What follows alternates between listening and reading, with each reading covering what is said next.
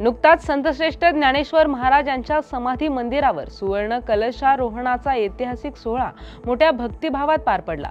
भाविकांच्या वर्गणीतून तयार झालेला हा अद्वितीय 22 किलो सुवर्ण कलश पुण्यातील श्रीपाद शंकर नगरकर ज्वेलर्स यांनी साकारलाय।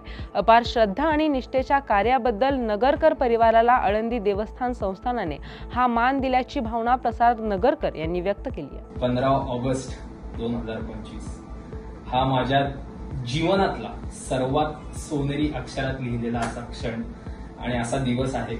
आपण आळंदीमध्ये आपले देवस्थानांनी आम्हाला ही संधी दिली आणि त्यांनी सोन्याचा कळस हा 22 किलोचा कळस बनवायला आम्हाला सांगितला।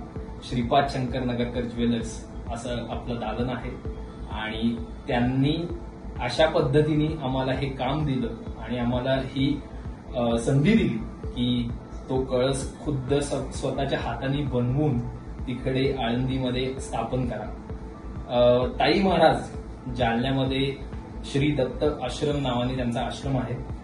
महाराजांच्या कृपेने ताई आजींच्या इच्छेने त्यांनी 12 किलो सोनं आपल्याला देवस्थानला देणगी या स्वरूपात दिलं।